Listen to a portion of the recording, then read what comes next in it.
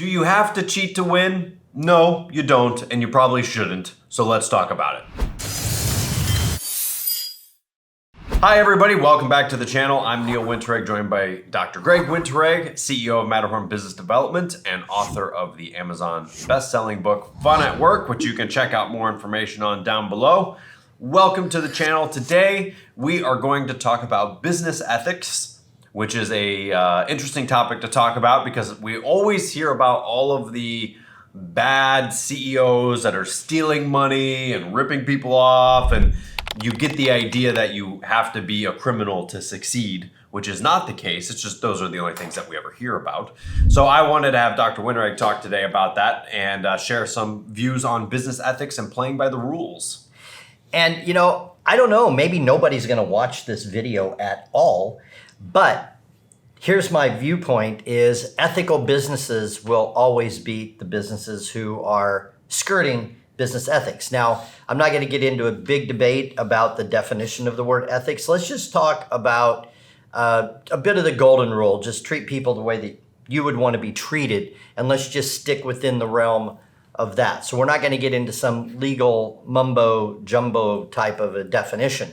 But I guess the point that I want to make is I believe that you should be running the business and playing by the rules. So there are rules of engagement in every industry, in every business. If we just look at taxes, you can disagree with the tax code, the tax rate, but it is one of the rules of doing business. And so you can always come up with a way to skirt it. And by all means, you should take every legal allowable deduction. Let's just stick on that for a moment. By all means, I want my accountant to take every allowable deduction. And if there's something that you're not quite sure, then okay, I'll take the deduction and I'll be prepared to pay the tax if I have to come back and pay the tax. But I guess here's my point with this whole video. Play by the rules. You do not have to cheat to win. You do not have to skirt the rules to win. Because it's, for me, figuring out how to cheat is just a lazy solution to there's an arena, there are rules, so just figure out how to still win playing within the rules. And I guess just from more of an employee standpoint, if you were working for someone and you knew that they were just flat out violating HR regulations or an industry code, or ripping people off, or ripping customers off, ripping other vendors off. How do you feel about that leader? How do you feel about that CEO or that manager? How do you feel about working in that company if you're an employee? Well, you're part of it. That's true. So you don't like it unless you agree with that person. But if you're in that culture, then you're kind of stuck with that mentality always existing. But then are you impressed with leadership and management? No. Like as a salesperson, I could never work for a company where if I got a sale or I sold something, they said, come on, you could have made more off of that. Right. Like, well, why do I have to make more than what we said? Right. I would never be able to do something like that. Exactly. And so the point is you can always win playing within the rules. And you don't have to cheat to be successful in business. And the other part of this that I want to discuss, I think one of the most destructive ad campaigns that I have ever seen is what happens in Vegas stays in Vegas. That is not true, because whatever happens in Vegas, you bring home with you. Even if you had no friends on the trip and you did some things in Vegas that you weren't proud of, you brought all of that home with you. You bring it back. So I guess my point here is I'm going to have fun in business. I'm going to have fun at work. I'm going to play by the rules, and I'm going to be feeling good about playing by the rules so that I can sleep at night. So if you're skirting the rules and nobody knows, you still know. And I think that's a point of personal pride and personal integrity, but also it's a way of personal defense so you can actually have fun in your life and fun at work. And that's kind of what you were alluding to, you know, as an employee. It's kind of like, well, you're there, you're doing it.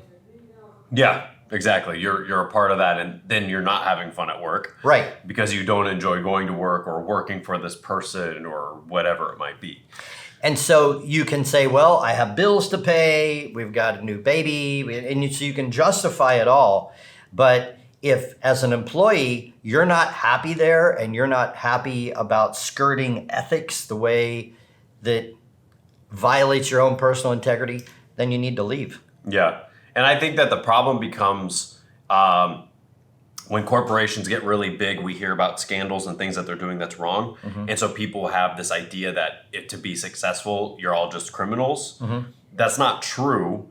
But I think what happens is that when these big organizations, let's take a drug company or something like that, because this happens all the time, multi-billion-dollar lawsuits, class action lawsuits against drug manufacturers.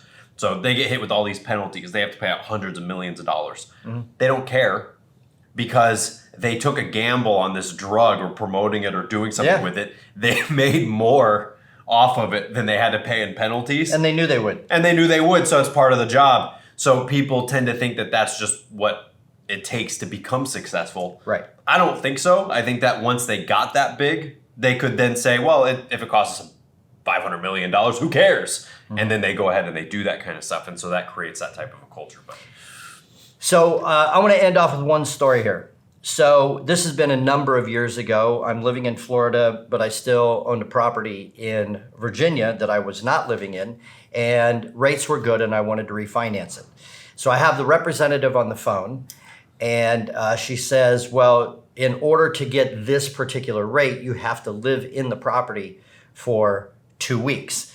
And my son, Vince, was living in the house at the time, and I'm like, I really don't spend 2 weeks a year even visiting and sleeping in the house. And she goes, well, maybe you could. I'm like, okay, maybe I could. Send me the paperwork. So in order to qualify, I needed to fill out a personal financial statement. So she didn't send me a blank personal financial statement.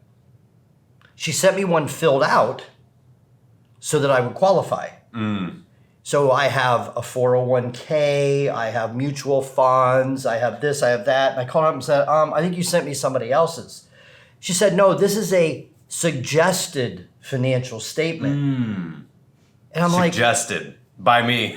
I said, you know what? I'm not working with you guys. And she said, what?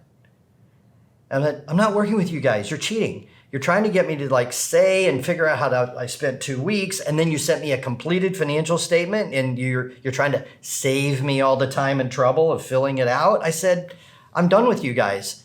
And I had thought we had a pretty good working relationship on 3 or 4 phone calls. Interesting thing happened. I remember the exact moment it happened because I was driving home from work. The phone rang and it was her, and she said, I want to thank you. I said, you want to thank me? Why? She goes, I just had fallen into a trap of thinking that I had to cheat to win. And she implied that she was leaving the company. Wow. So I guess that made me feel really good. So the whole point here is stand up for what you know is right. Do what you know is right. You will have fun at work. Your employees will respect you. And I think you're going to just be a lot happier in your life. Yep. So that's what we have to say about that. Check back every week. We're doing 2 videos plus a live stream. So Monday, Wednesday, Friday. You can also find out more information down below about our Adventure to Profit program where you can apply to work with us. So hit the like button, subscribe, leave your comments down below, and we'll see you next time.